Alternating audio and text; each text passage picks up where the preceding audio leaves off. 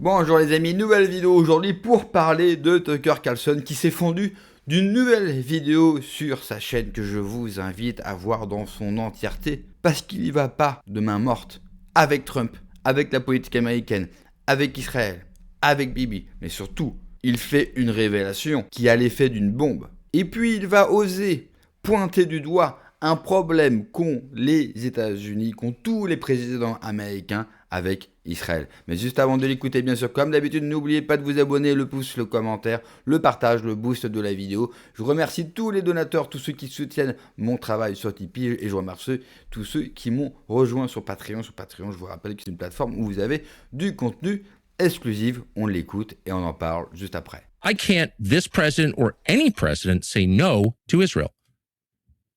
And we have a right to know why. It's not just because we love Israel and it's the only democracy in the Middle East.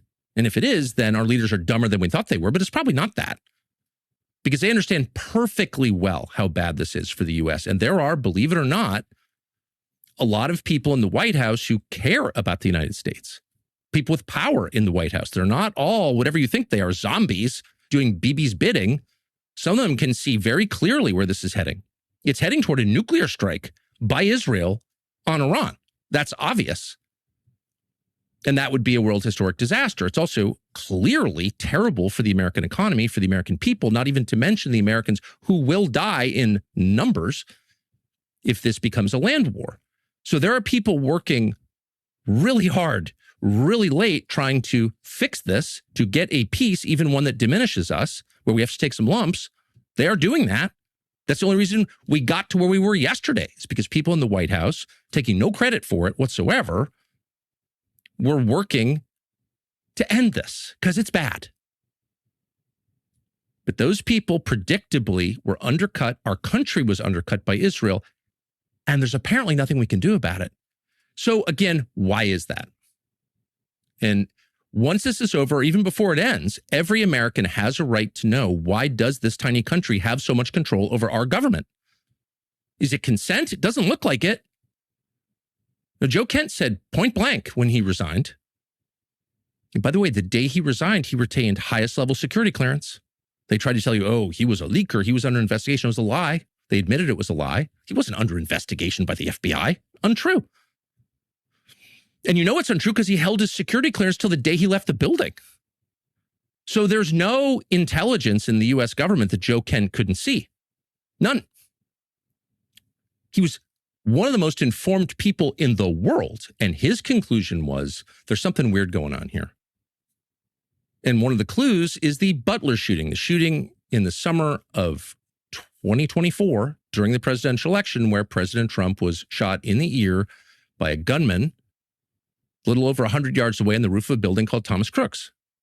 And according to Joe Kent, who would know, that investigation was closed before it pursued every possible lead. We can be fairly confident that Thomas Crook's pulled the trigger. We cannot be confident at all that he acted alone. And of course, we can't know because that investigation was shut down. That's what he said. And Joe Kent, who you can dismiss as a wacko or a traitor, but you can't say he doesn't know what he's talking about. And you can't say the Trump administration didn't trust him with all available U.S. intelligence until the day he left. You can't say that because they did. He has said out loud he thinks the failure to investigate the Butler shooting, the shooting of our now president Donald Trump, and why wouldn't they investigate that, by the way? That alone is baffling. Why wouldn't they release all the information they have about Thomas Crook's? They haven't. Why? If it was a lone gunman, why didn't tell us all you know? But they haven't. Why? He believes that is connected to the control that Israel has over the United States government, the demonstrable control. He said that.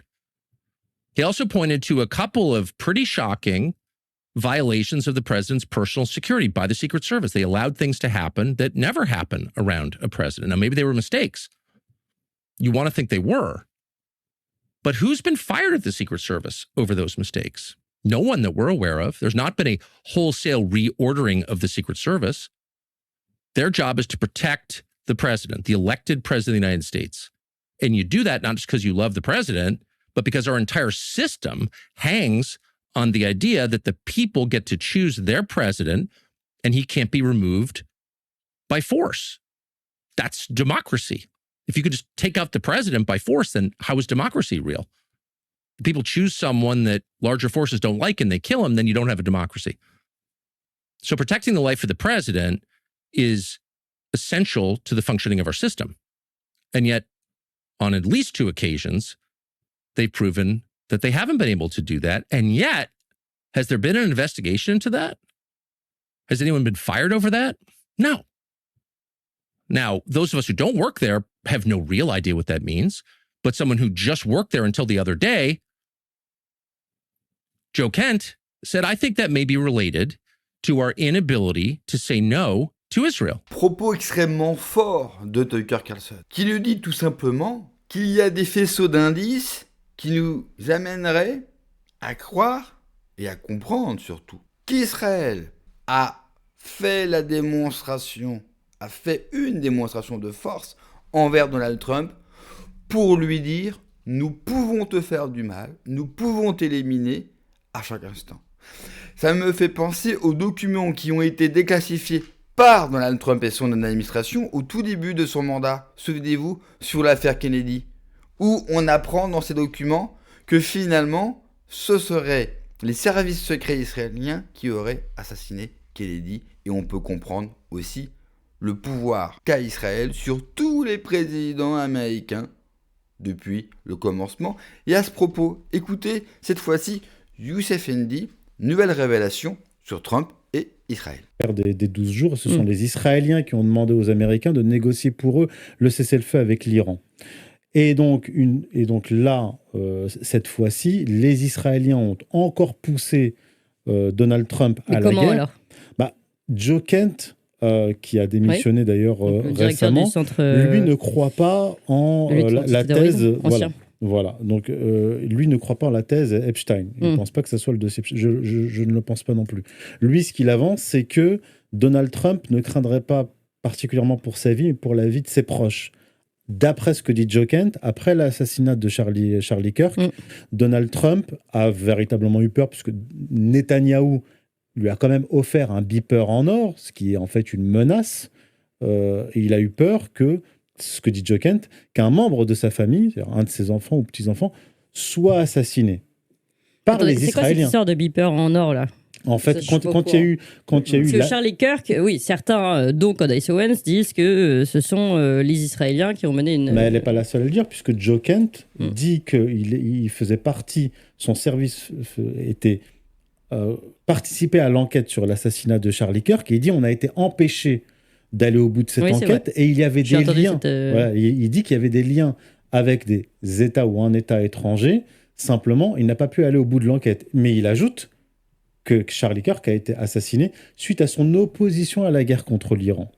Et l'affaire... Intéressant, parce que Tucker Carlson nous parle de l'enquête qui a été annulée, stoppée, sur la tentative d'assassinat sur Donald Trump. Et on sait qu'également que l'assassinat de Charlie Kirk, l'enquête a aussi été annulée. Alors que sur ces deux, sur un assassinat et sur une tentative, on n'a pas d'informations. Et Kent, qui vient de démissionner de l'administration Trump, et comme le dit très bien Tucker Carlson, on peut ne pas aimer ce mec et considérer qu'il a trahi son pays, ok, nous, on n'est pas américains, on s'en fout. Mais penser que ce mec-là est un abruti tout en sachant que c'est un ancien militaire des forces spéciales, qu'il a combattu en Irak, qu'il a combattu sur le terrain, quand lui-même dit, il y a eu, dans ces affaires-là, dans les deux affaires, je vous invite à revoir son entretien qu'il donne sur la chaîne de Tucker Carlson. Quand il dit il y a eu dans ces deux affaires une influence extérieure de certains pays, et bien sûr on pense tous au même, et qu'on apprend que dans le même temps on offre un beeper en or à Donald Trump, je pense que le message est clair. Ce qui pourrait aussi valider la théorie d'un Cosette par exemple, qui nous explique que cette guerre en Iran est menée, et en tout cas faite exprès par Trump, pour en finir avec la pression d'Israël sur sa politique et sur la politique américaine. C'est un scénario qui est tenable, parce qu'aujourd'hui, le narratif israélien a du mal à prendre. Il y a un retour d'un antisémitisme très important aux États-Unis, alors qu'il avait, il faut le dire, disparu. C'est la même chose à peu près en Europe, c'est-à-dire que le narratif israélien, vous savez, le narratif de la souffrance éternelle ne prend plus, que les gens sont en train de se rendre compte petit à petit du rôle néfaste qu'a ce pays, et je parle bien de pays. C'est un scénario, c'est vrai, tiré par les cheveux, mais c'est un scénario possible. Et avec Trump, on a l'habitude, bien sûr, de ces revirements de situation. On a l'habitude qu'il nous emmène quelque part et que finalement, en fait, il voulait nous amener ailleurs. J'aimerais vous passer un troisième et un dernier extrait extrêmement court de Tucker Carlson. And hopefully the first thing we do when and if this war is resolved is detach from Israel, not declare war on Israel or treat Israel as an enemy. They may treat us as an enemy, as they have before. When they tried to sink the USS Liberty, an American naval vessel, a surveillance vessel, they treated us as an enemy. We don't have to treat them as an enemy, however, and we shouldn't. But we should treat them like we treat every other country, as an ally, but with restrictions and reservations and red lines. No, you can't act against our interest. And this distancing should begin with a total end of aid of any kind, military or economic, to Israel by the U.S. government. And people who love Israel, some of whom are pretty successful, can send all the money they want to Israel, and that's fine. But the U.S. government should send not one more dollar to Israel and not one more piece of military material to Israel, not one more fighter jet or bomb or missile defense system or small arm or ammunition of any kind, because Israel is aggressively acting against our interests. And so to continue to arm and finance them, their generous welfare state, for example, or their military, defend their nation, is not only contrary to core American interests, it's just masochism. Il a entièrement raison. Et ça forcerait de facto Israël à cesser toute vanité dans la région. Parce que sans le soutien financier et militaire américain, Israël n'est incapable de rien, n'a pas une économie pour pouvoir digérer tout ça. Et j'irai même plus loin, sans le soutien aussi de l'Europe. On oublie trop souvent le soutien économique et militaire de l'Europe, et notamment de la France, qui ne cesse de leur livrer des armes, hormis cette fois-ci, parce qu'Israël n'est pas content de notre positionnement, il refuse nos armes, là encore, c'est une très bonne chose. Si Israël veut faire ses guerres religieuses, veut emmerder ses voisins, libre à eux, mais qu'ils le fassent seuls et sans notre aide. Et on va voir qu'ils ne vont plus le faire, parce qu'ils n'en ont absolument pas les moyens, bien sûr. Ce n'est pas normal qu'un pays comme les États-Unis leur verse automatiquement des centaines de millions de dollars tous les ans et tout l'armement que Israël demande. Et les gens oublient aussi que le premier allié de l'État d'Israël, ce fut la Russie soviétique.